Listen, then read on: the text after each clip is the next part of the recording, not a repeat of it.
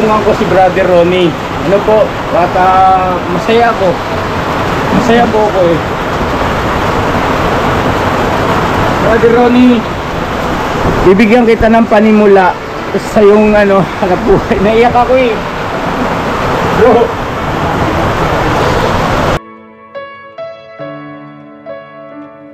Mahal ka ng Panginoon, bro. Tuloy-tuloy mo yung pagbabagong buhay mo.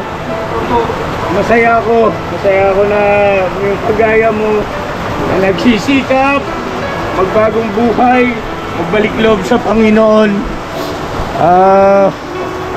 Masaya ako, bro. At sobrang proud lang ako. Ronnie, para sa iyo yan. Oo.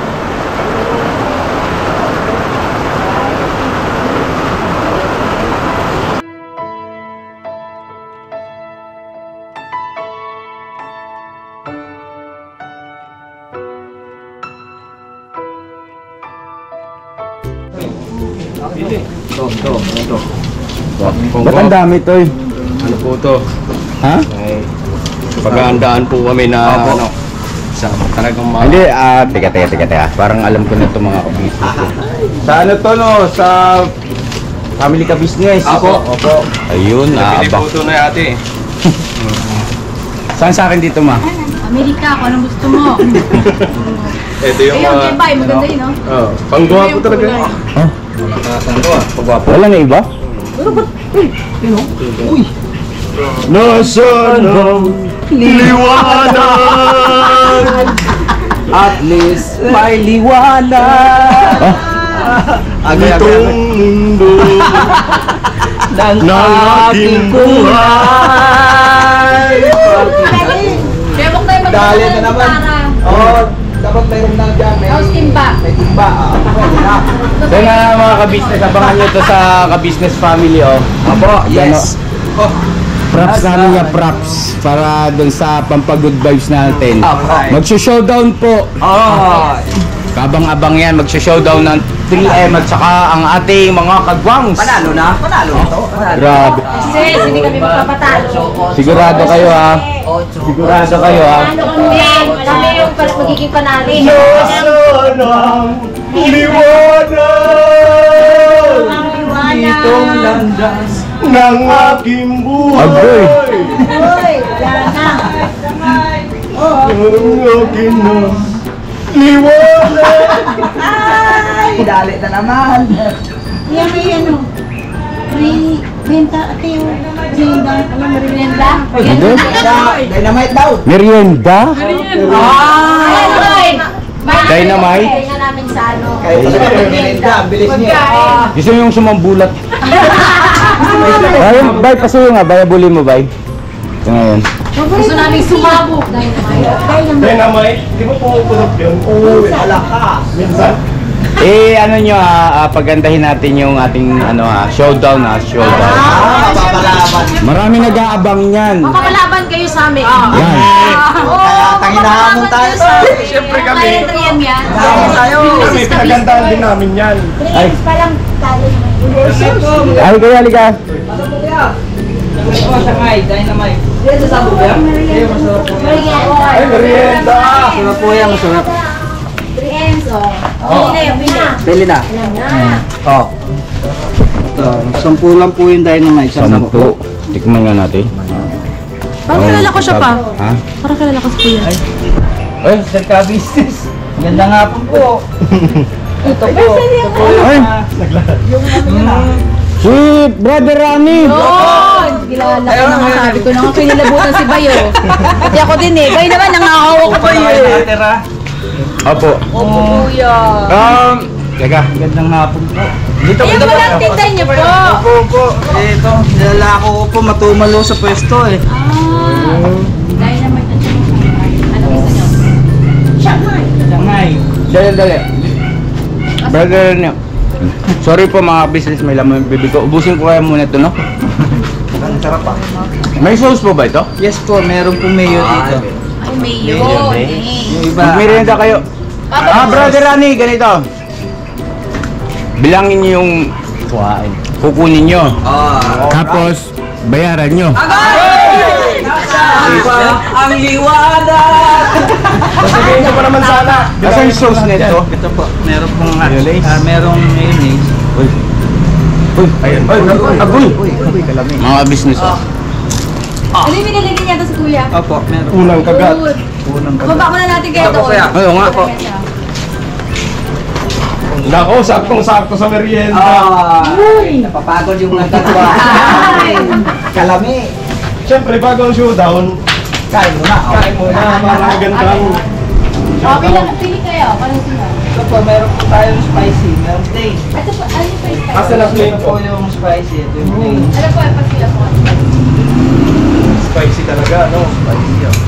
Ito, naglalagay Mahilig ka pa ba, ng eh? hot sauce. Mahilig ka pala sa mga kantik. Yes. Masarap po dito yung suka. Nasuka. Suka na lang. Brother Rani, suka na lang bibili namin. Wala, kinakabayan na si Brother at nanginginig pa. Nanginig. Ano nga, Hens? Hindi, ganito. Mga ka-business, si Brother Rani po, siya po yung naka-rescue kay Christian. Ito ba area niyo po? Sa ano? Dito po sa may kawayan, kaya lang nag-aalako po ako, naghahanap ako ng mapagtitindahan. Siyempre, para makita ko sa mas mabili. Ah, paano kayo? Ay, Sumakay po ako ng jeep. Punta rito. nag-jeep kayo? So yun na mga ka-business, si Brother Rani, siya po yung naka-rescue kay Christian ng 2 beses. Opo. Angang? Kasi yung tubig. Sabi kasi may pumuputok yan eh. Dahil naman ito po na ano eh. Pero masarap siya, lalo kang manggigigil. Brother, saglit lang po ah. So yun po, ito rin yung si Brother Rani rin po mga ka-business yung nagpaiyak sa akin. Nagpaiyak kay ka-business dahil nga po nung na-rescue namin si Christian. Di ko rin sukat akalain na napakaganda pala ng istorya ni Brother Rani. At nung na-upload na yung video, yun nga po, hindi ko napigilan talaga doon na hindi maiyak sa istorya ng kanyang buhay. Marami tayong mga ka-business na natuwa at saka gusto pa siyang mas makilala pa. At yun nga, na-inspired sa istorya ng kanyang buhay kasi ito po ay si Pastor Rani po ay dating nakulong ng 8 taon, tama? Oo, 8 taon. Ayun, tubig. Excuse lang po, mga ka-business, mainom lang ako, nangangagat. Pumutok na. Dynamite nga. Salamat ah. Hindi, bukol pa. Ako Yeah. lang din. Ayun. Ang hangan din. Kakangan din. Ito lang masarap po. So yun po mga ka-business naming minamahal, si Brother Rani, palakpakan naman natin. At totoong napakasipag Opo. Diba? Ngayon ganito Brother Rani, total diba? Parang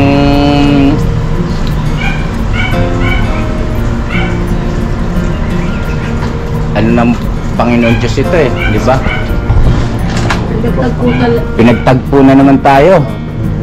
Kumbaga, akalain mo dito ka napadpad, diba? So ngayon ganito, Brother Rani, lulubusin ko na itong pagkakataon na ito.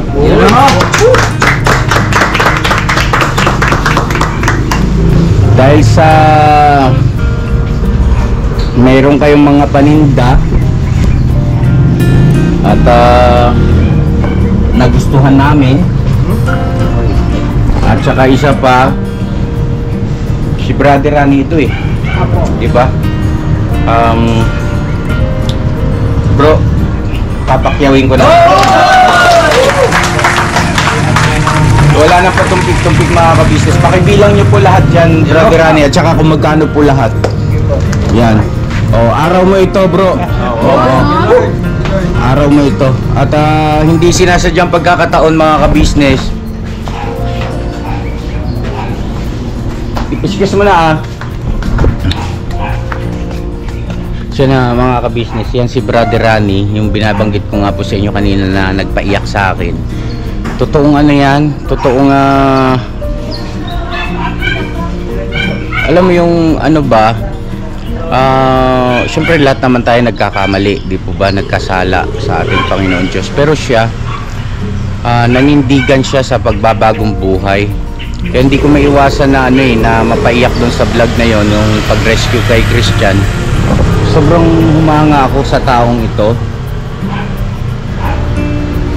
Minsan kasi yung pagbabagong buhay talaga, sa kabila ng ano man yung nagawa natin mga kasalanan, mga pagkakamali natin, basta manindigan lang tayo, no? At yung pagbabalik loob sa ating Panginoon Diyos. Ngayon pastor na po siya. Mamaya mga ka-business, interviewin pa natin at magandang pagkakataon na rin po ito para malaman natin kung ano ba nangyari. Ano ba nangyari? Bakit siya nakulong ng 8 taon? At ano yung nagbigay sa kanya ng lakas ng loob para magbagong buhay? At ngayon nga po ay nagtsatsaga siya magtinda, maglako. Binigyan kasi natin niya ng puhunan para makapagsimula siya. Maaari siguro ito na yung ginawa niyang hanap buhay. Tara po at bibirahin natin ito mga ka-business. Tapos na? Nabilang na. Bali magkano lahat po yan, Brother Rani? 700 lang po, sir. 700. Uy!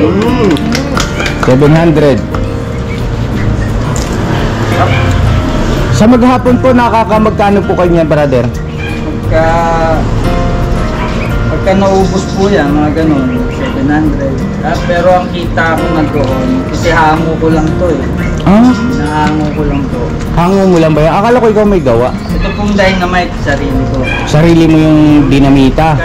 Nangunan ako dyan ng 600, mga 100 pieces yun. Pero madalas mga benta nung mga 50 peraso lang. Mga 2 araw kong titinda yun. Okay. Magkano naman po ang tinutubo nyo po? Bali, kikita ka na ng 4 na piso doon sa isa. Sa isa. So, kung 100, hindi, nasa 400. Oo. Tiyaga lang din, tiyagaan lang din po. Ang importante, marangal ang hanap buhay. So, yun na, Brother Rani, ako sumasampalataya ako na bagaman di mo alam tong bahay namin, yung lugar namin, dito ka napadaan para sa itong araw na to. Palakpakan natin si Brother Rani.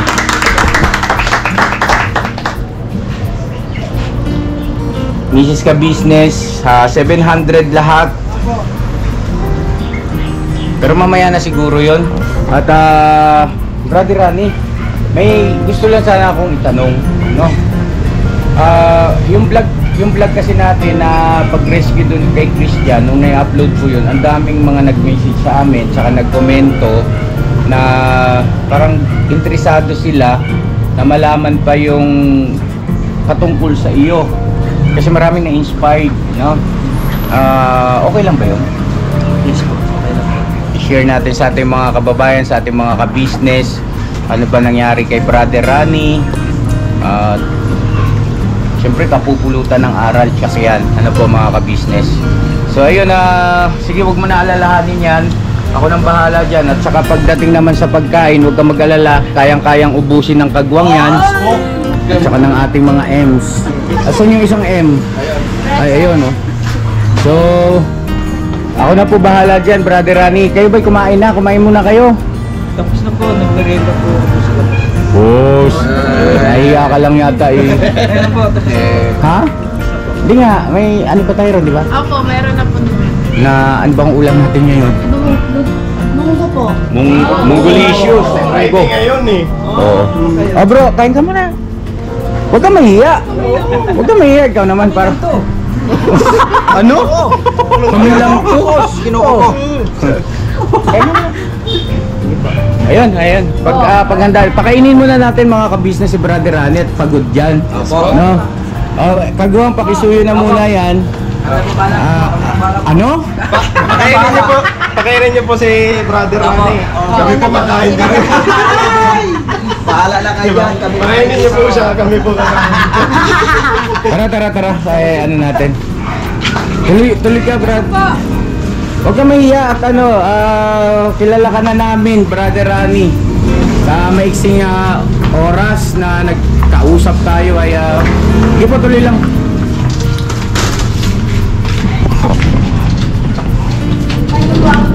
Mongolicious.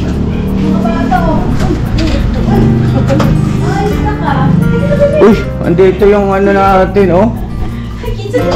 Brother Rani, ito anak ni ni Ate Mengay. Ito naman anak ni ni Nika. Si Kenzo, si Iya. Mag-bless na. Kenzo, bless ka na. Yan, very good.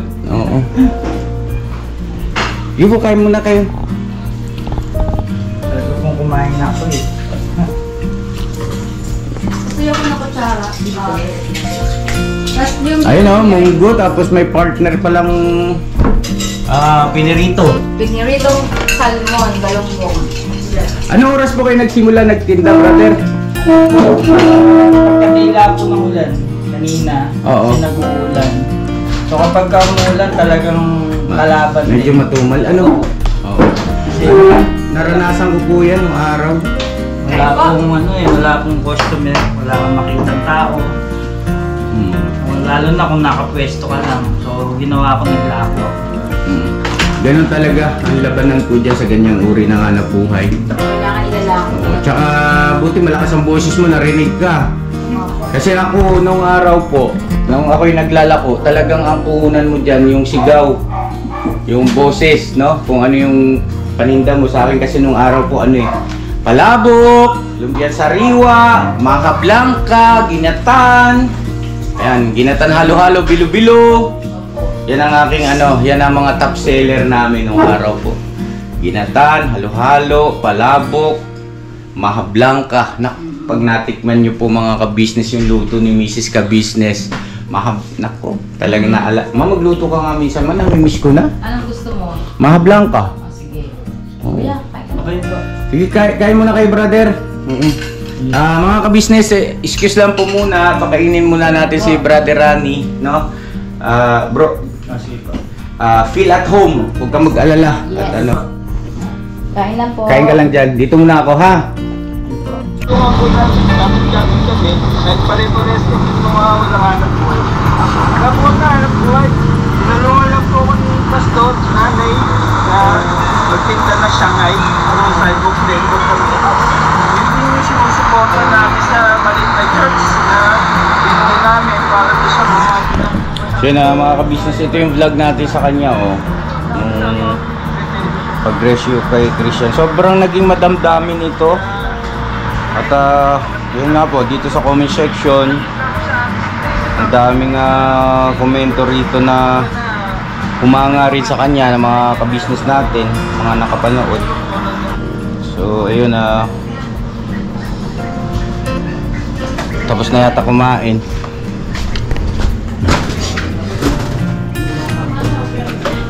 Okay na? Nakakain na siya? Opo. Nabusog ba? Brother Rani? Opo, talo. Kain na namin yung malinda niya. kumain na rin po kami. Hindi, okay lang yan. So yun si Brother Rani. Talaga naman. Isang kahangahangang istorya ng isang kababayan po natin. So yun pwede na po ba tayo magsimula? Yes sir. Yun makisuyo ako ng stand. Oo. Ayusin lang natin ito saglit. Talagang binakbakan talaga ng bira. Sino kumain ng dynamite? Kakainin ka ako. Oh, kaya ba? Ay, Unang kagat, hindi pa Pangalawang kagat, nangangagat na rin. Unang kagat, putok na. Kaya kabit ko lang yung stand. Yan. Sensya na po mga ka-business at sayang naman Ayan, dito na lang. Excuse me po. Bunot lang kayo dyan. Sandali.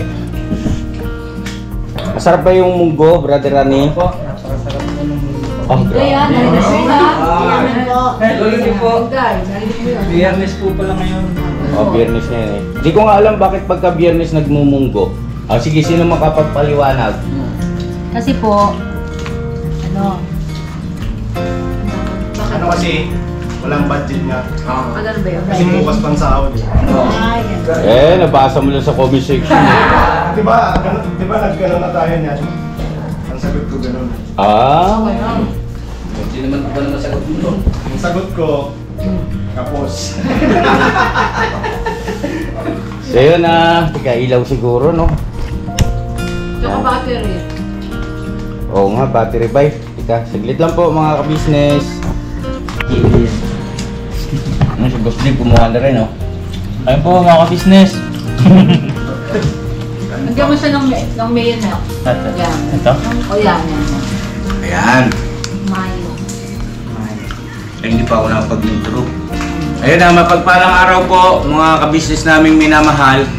Ayun na, hindi nasa ang pagkakataon po na si Brother Rani ay dito na padaan sa harap ng bahay namin. Naglalako nga po siya ng dinamita at saka ng Shanghai. So ayun, kanino ito? Wala po. May kagat. Parang sa'yo yata yan. Sa akin to. Hindi ka namumuya ka eh. Mapakisuyo muna. So yun Brother Rani. Excuse me po. Po. Ano? Buha pa raw sa Steve. Sarap pa. Sarap po mga ka-business. Meron din yan sa Dynamite. Sorry po. Araw-araw din yan. Ang yan, kuya. Kaya, Salamat.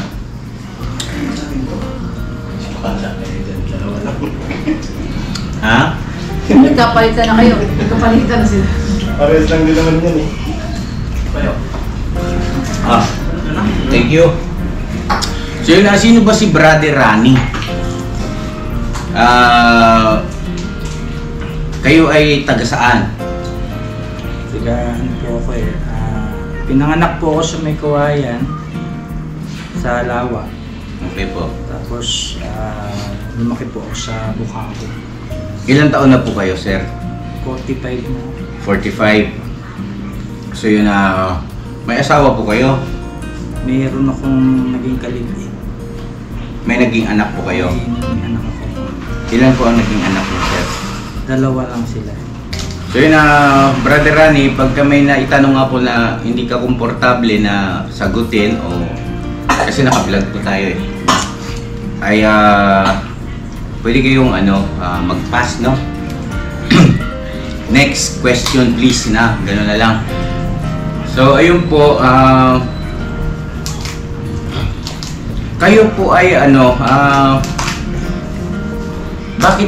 bakit kayo humantong sa pagkakulong ng 8 taon? Ano po yun eh. May inuupahan po akong bahay Apo.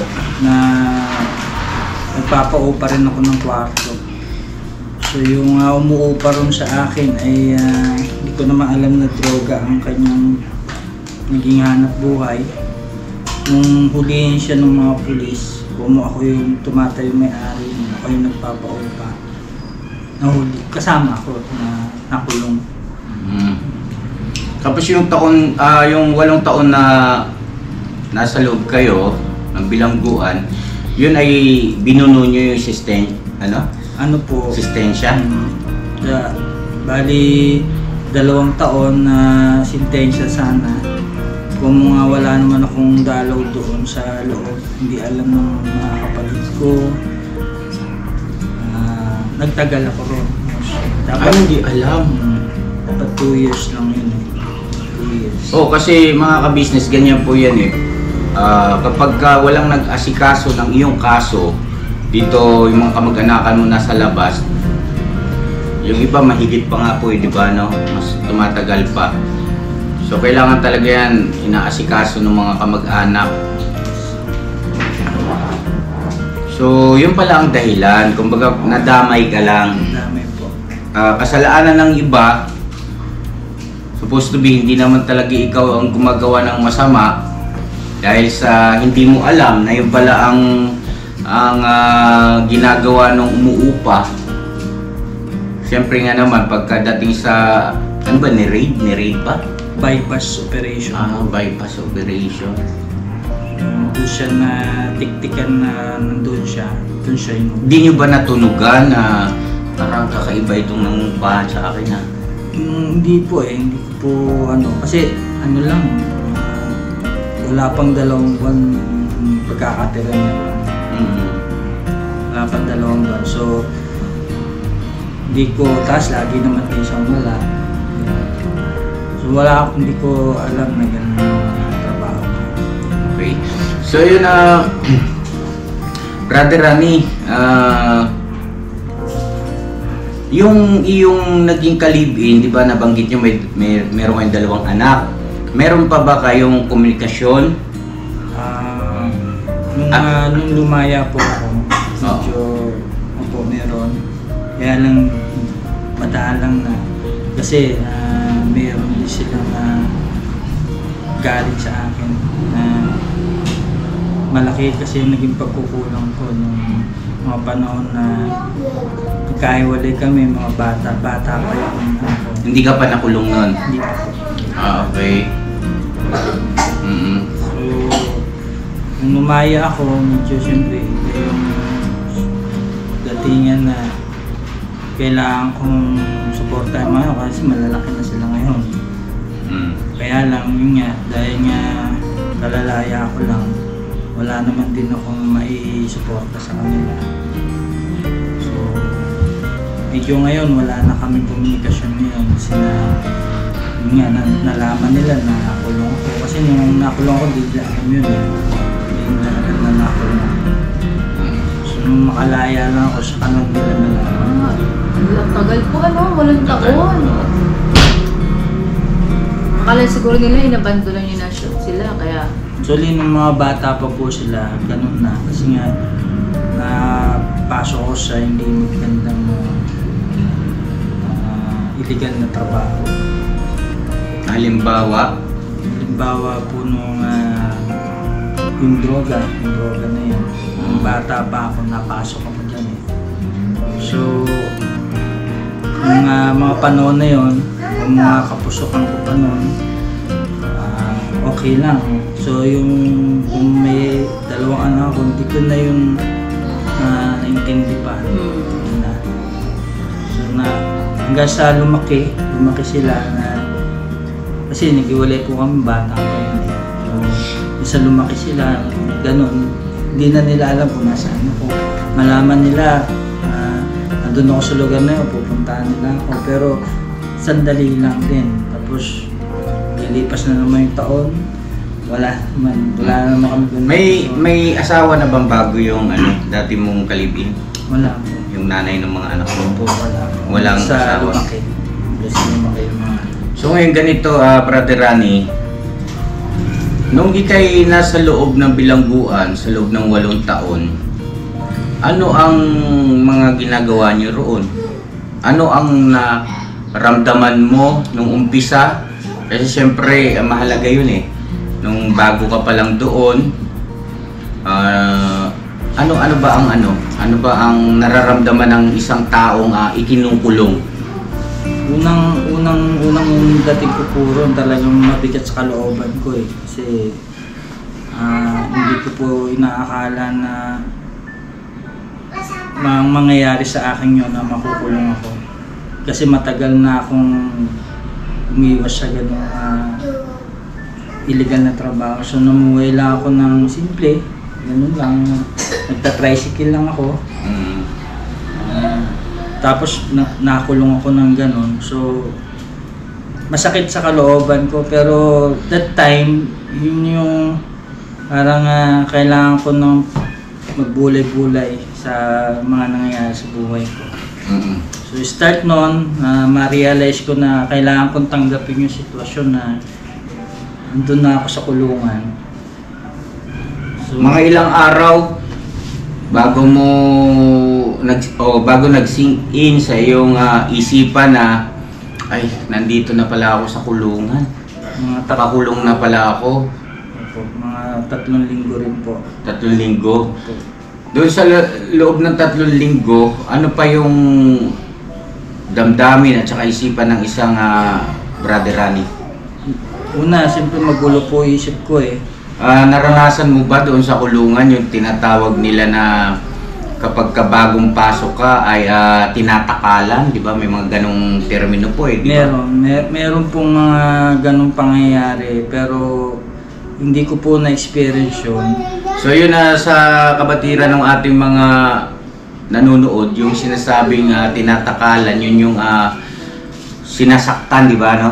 Sinasaktan. Kapag hindi ko kayo nakasunod sa batas patakaran doon, hindi matigas ang ulo mo, talagang mangyayari po yun. Kaya mananakit ka ng kapwa mo, itinado na nakakulong doon, ilalabas mo yung init ng ulo mo kasi marami yun, hindi tanggap yung pagkakakulong nila. Yes. So nabuburyong sila, nakakapanakit sila na ibang kapwa detinado.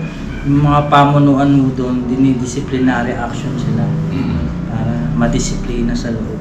Pero sa inyo hindi naman nangyari yun? Po. Kaya lang, siyempre mabigat sa kalooban ko. Minsan, hindi ka talaga makakain, hindi ka kahit tubig, hindi ka makainom. Bakit? Yung parang napakalaking dagok na nangyari sa buhay mo na napunta ka doon sa ganung lugar. Hindi mo matanggap yung paligid mo, yung mga taong kasama mo, hindi mo kasi kanya-kanya eh, kanya-kanya sila ng ugali. Marami pong masakit na alaala yung unang mga linggo ko ron. Ano yung mga masakit na alaala? Merong lalapit sa'yo, parang bubunduling ka. Binubuli ka? Aasarin ka para magalit ka. Okay. Tapos, siyempre unang-una yung pagkain na hindi mo rin Sabi nila halos hindi mo raw masikmura ang pagkain sa kulungan. Totoo ba yun? Ano pagkain? Iba-iba naman po yung pagkain. Pero yung pagkakaluto ng pagkain parang hindi para iulam ng isang tao. Pwedeng, yung iba may sabaw tatambog lang sa sabaw. Lalagyan ng asin, okay na. Maraming pagkain na hindi makain. So yun paglipas ng sabi mo mga 3 linggo po at yun yung time na parang nag-sink in na sa iyo na nandito na pala ako sa loob ng kulungan at kailangan ko nang tanggapin. Paano nangyari po yun? Ano ang iniisip ng isang Brother Rani o ano yung damdamin niya? Bakit mo natanggap na ikay nasa ganung sitwasyon na? Una po nakita ko yung mga ibang detinado doon na nagbabasa ng Bible. Although alam ko naman yung Biblia, tinanong ko pa rin sa kanila, ano yung binabasa ninyo? Sabi nila, Bible. Ano yung mababasa ninyo? Masarap magbasa nito, masarap. So parang nagkaroon ako ng yung purot sa puso na parang ginagawa lang nilang libangan yung Bible. Doon na po nag-start yun na simula noon, nagturo na ako doon ng salita ng Panginoon. Paano mo ginawa yun? Ikaw ba mayroong karanasan sa yung pagtuturo ng Biblia o salita ng Panginoon Diyos? Ano po ako backslider po ako.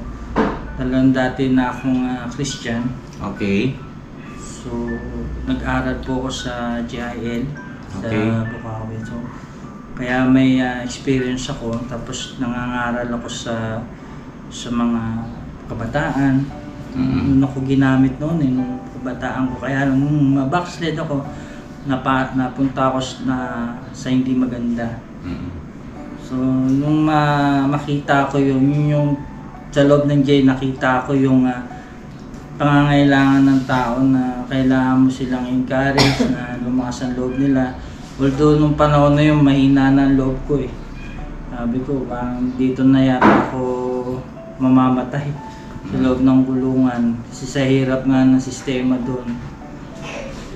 Yung dalaw mo talagang hindi mo na padadalawin. Kasi mahihirapan ka lang din sa loob. Pero dapat may dalaw ka. Kung may pera ka. Kung wala ka naman pera, mas mainam pa na huwag mo na silang padalawin. Kasi nahihirapan ka na, mahihirapan din yung dalaw mo. So kaya wala akong naging dalaw. Nahihirapan sa anong aspeto? Yung pagpasok pa lang mo ito, kailangan may pera ka na eh. Bakit? Kasi doon mo may mga donasyon na kailangan Okay, oo. para tulong doon sa Kaya ating ko, pamayanan. kaya ko naitanong kung sa anong aspeto kasi ang iniisip ko, maaaring syempre makikita mo yung mahal mo sa buhay kapag ka dinalaw ka, masakit dahil mamaya-maya ay iiwan ka na ulit. Diba? So, maaari siguro parte rin yun. Parte po yun, no? Yun po yung nangyari na dinalo ko ng mga kapatid ko ron na sinabi ko na may hirapan lang kayo, huwag na kayong bumalik pa rito. Ganun. So, masakit sa akin na hindi ko na sila makikita matagal. Kasi ang kaso ko ay droga.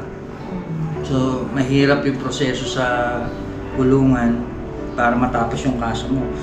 So, umalis sila na umiiyak.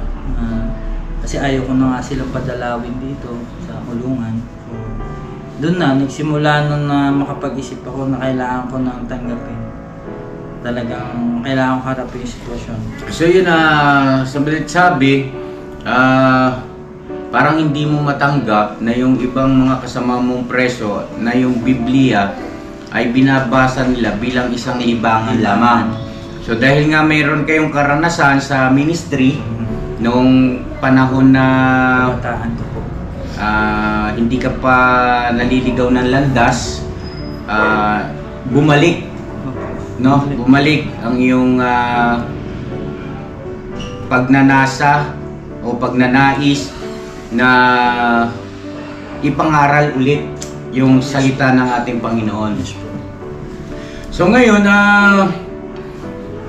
paano ginawa ni Brother Rani yun? Kasi syempre, iba yung mentalidad ng mga tao roon sa preso, hindi naman sa nanguhusga tayo. Kanya lang, yun nga, no? Nagiging libangan lang nila na para sa atin na mga Kristiyano ay hindi libangan ang Biblia o ang pagbabasa ng Biblia, mga salita ng ating Panginoon Diyos. Hindi ba sila na-open na paano mo sila in-approach na hindi ganyan ang tamang paggamit o kaukulan ng Biblia? Mismo nga time na nakaramdam ako ng gano'n, may nilapitan ako roon na tinuro ko sa kanya yung paraan ng pagbabasa ng Biblia. Pinaliwanag ko yung ibang talata na binabasa niya hanggang sa may mga naakay na rin siya na nakinig sa akin. Hanggang sa dumami na sila na nakikinig. Araw-araw po kasi ganun na lang dinalos ang gagawin mo doon sa loob ng kulungan. Tapos, syempre, laging nakaka-relate sa kanila yung salita ng Diyos. So, naaliw sila ron hanggang sa dumating yung point na hindi na para maging libangan yung Biblia. Doon nila nakita na kailangan pala ang Diyos ay makakilos sa buhay ng isang tao. At saka yung patungkol sa Biblia, maaari siguro sa pamamagitan mo na ipaunawa mo ron sa mga kababayan nating kasama mo sa bilangguan na ang Biblia ay naglalaman ng mga salita ng ating Panginoon Diyos para sa ikapanunuto ng tao.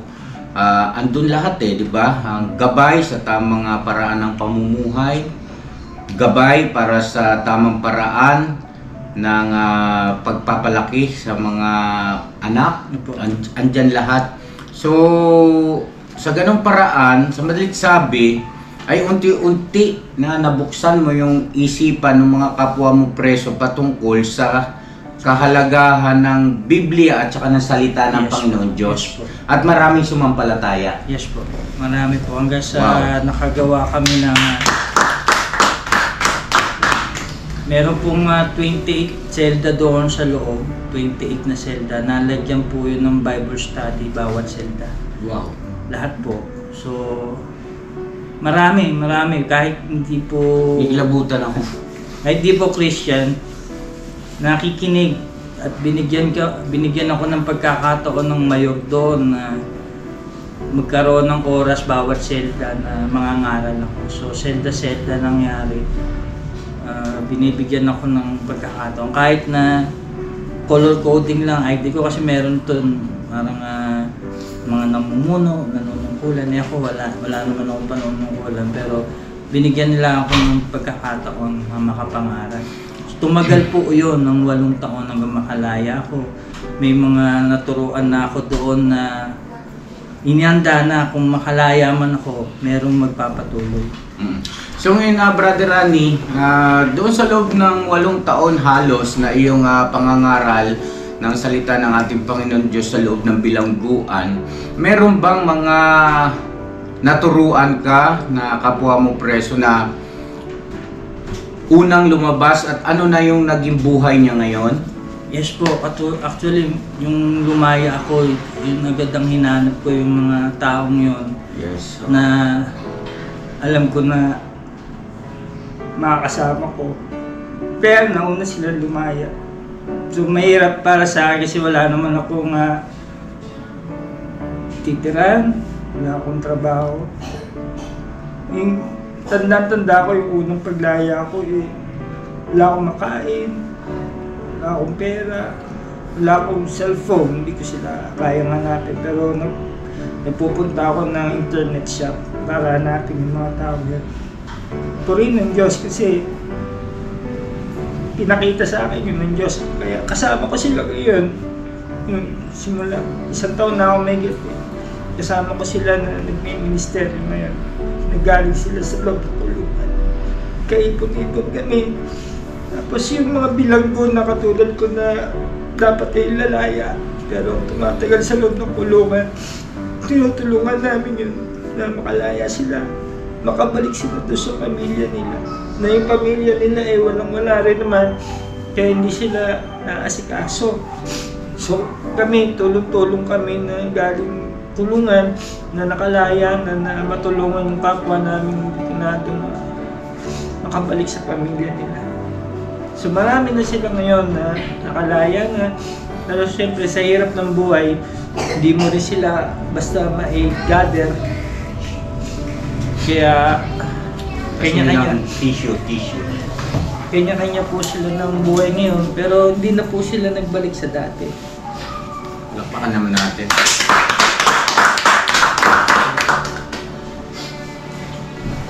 Si Intoy naiiyak at kasi nakakaiyak po kasi at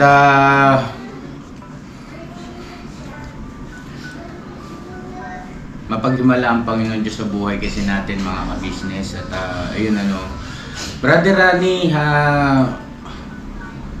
ngayon na ikaw ay nandito na, malaya ka na at naipagpapatuloy mo ulit yung iyong paglilingkod sa ating Panginoon. Ano ang gusto mong sabihin o gustong iparating sa mga kababayan natin na tila baga nawawala ng pag-asa, no? Dahil sa sitwasyon natin ngayon, hindi naman may tatanggi, napakahirap mabuhay ngayon mga kabisnes namin minamahal. Ibang-iba ang takbo ng mundo ngayon at napaka mapanganib at napakahirap, mahirap talaga sa hanap buhay, sa aspetong pangangailangan, sa aspetong minsan sa relasyon, no? Sa pagitan ng mag-asawa, sa mga magulang at saka sa mga anak.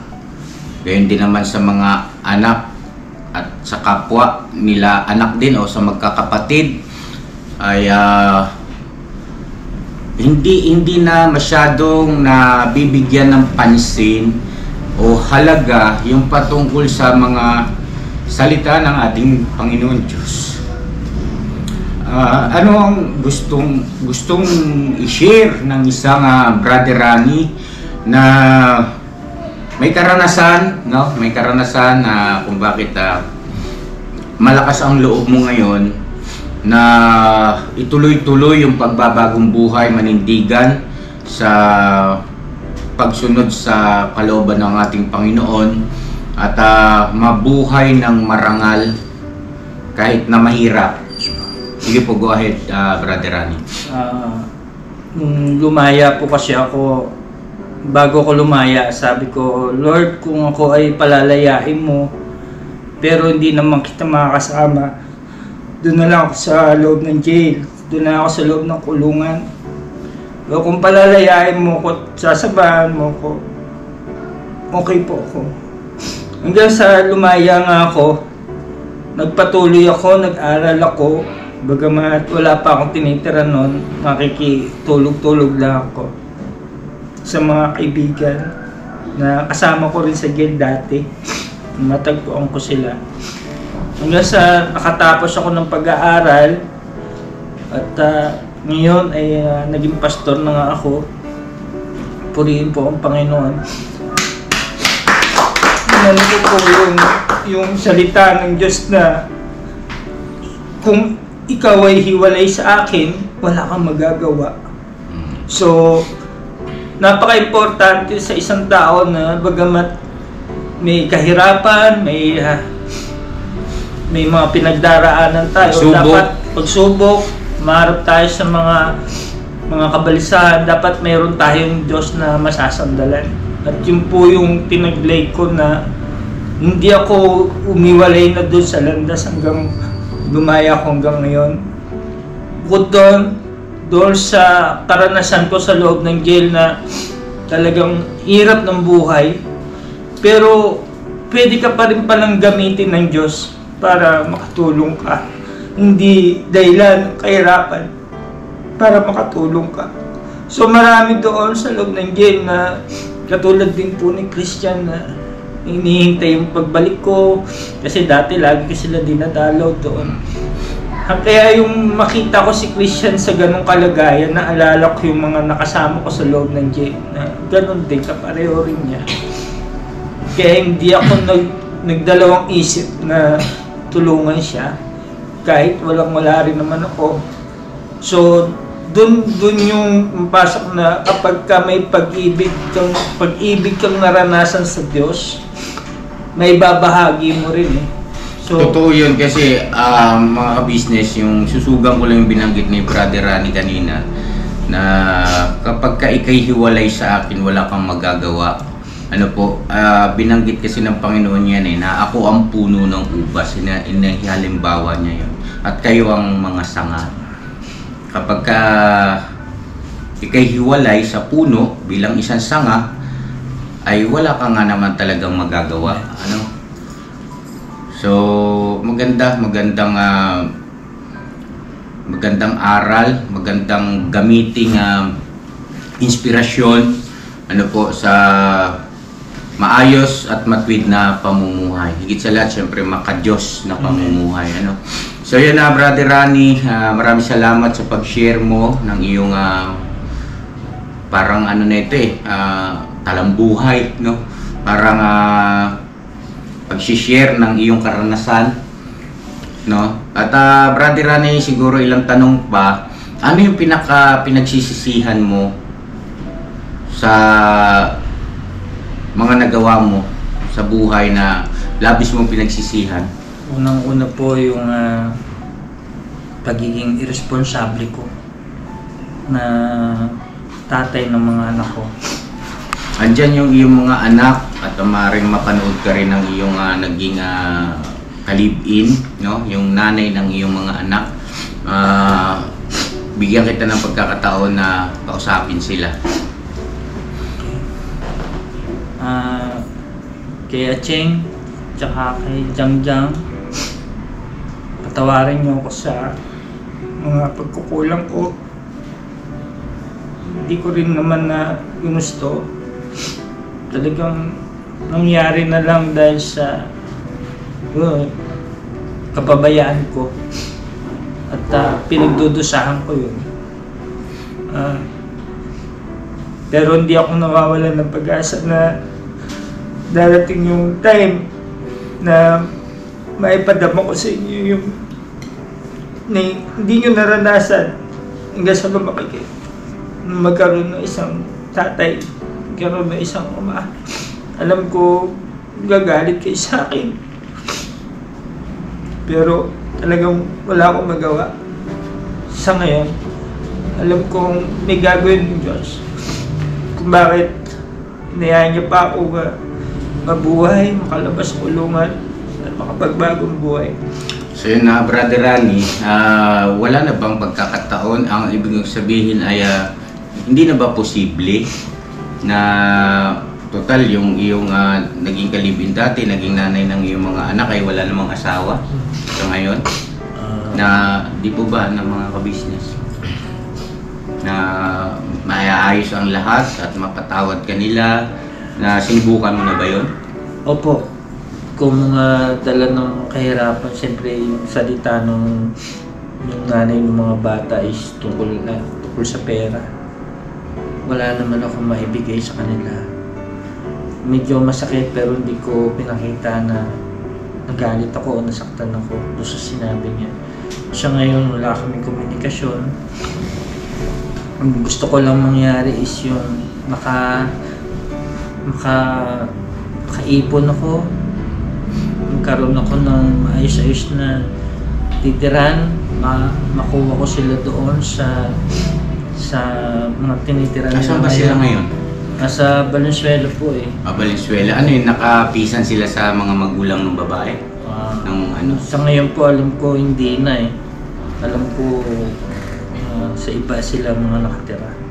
Kami, Brother Rani, no? Nakahanda kaming tulungan ka sa bagay na yan. Nararamdaman namin na yan ang laman ng puso mo, na mabuo ulit yung pamilya mo. At may ayos mga hindi kumbaga yung mga bagay-bagay na wala sa ayos. At walang imposible sa Panginoon Diyos na pwedeng mangyari ulit yan, no? At andito lang kami, buong ka-business family. So ngayon ay salamat na marami, no? Mga ka-business, palakpakan naman. Ayun, siguro hanggang dito muna yung ating pag-i-interview kay Brother Rani, yung pag-share niya ng kanyang mga naging karanasan. Isang bagay lang po ang aking masasabi, mga ka-business. Kahit na anong gawin mo, pagka hindi mo kasama ang Panginoon Diyos, mabibigo ka lang. Mabibigo ka lang. At hindi batayan ng dami ng tinatangkilik, hindi batayan na mayaman ka para sabihin na masaya ka, hindi po yun. At pinaka-importante sa lahat talaga, sa bawat sandali ng ating buhay, nararamdaman natin nandiyan dyan ang ating Panginoon Diyos sa tabi natin at ginagabayan niya tayo sa bawat pagdidesisyon natin, ano man ang magiging plano natin, panukala. So yun, sana kahit papano ay nakapagbigay ng inspirasyon itong ating vlog na sa pagkakataon ito kay Brother Rani. At salamat sa ating Panginoon Diyos. Ano po? So yun, magkano nga ito lahat? So siguro po mga ka-business ay Mrs. Ka-business, dito sa paninda ni Brother Rani, magkano ito lahat? 700? Bigyan natin si Brother Rani ng 5,000 pesos, no? Brother Rani, tuloy-tuloy mo yan, huwag kang mapagod. Bagaman naintindihan ko kung gaano kahirap yung ganitong uri ng hanap buhay, maglalako. Medyo hapon ka na kanina dumating at marami-rami pa yung paninda. Huwag kang mawala ng pag-asa. Sino mag-aakala mapapadaan ka rito? Di ba? Small world. Yun ay gabay sa iyo ng Panginoon Diyos. Ano ba yan? God bless po sa ating lahat mga ka-business. Brother Ronnie, pakitanggap mo ang 5,000 pesos. Idagdag mo yan sa puhunan mo at kung ano pa yung iyong kailangan. 1,000, 2,000, 3,000, 4,000, 5,000. Salamat din at nagbigay ka ng iyong karanasan, nag-share ka ng iyong ano. So yun na, God bless sa ating lahat. Salamat po na marami mga ka-business. Bira lang, bira. Thank you. God bless po. Bro, mag-iingat ka ha. Salamat na marami ha. So yun na, mga ka-business namin minamahal. Si Brother Rani, bukod dun sa 5,000 pesos ay syempre bigyan natin ng bigas at saka grocery. Kasi naalala nyo yung vlog natin nung pag-rescue kay Christian. Opo. Hindi namin naiwan yung bigas. Opo. Di ba hindi natin naibigay? So ito. Oh, ito na.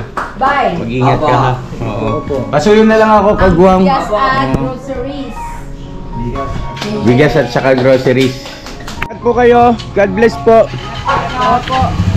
Siya na mga ka-business na tinawagan niya. Nagpasundo na lang siya doon sa kanyang tatay-tatayan. Tay, ingat kayo tay. Oh. God bless po. Bye-bye.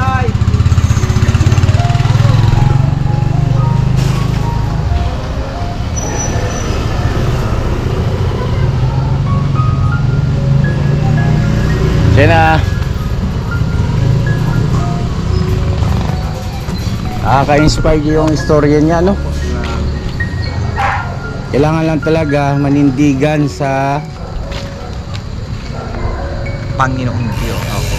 Iyak yan. Iyak si Intoy eh. Grabe. Kailangan lang talaga mga ka-business sa malakas ang loob natin manindigan sa pagsunod sa kalooban ng ating Panginoon Diyos.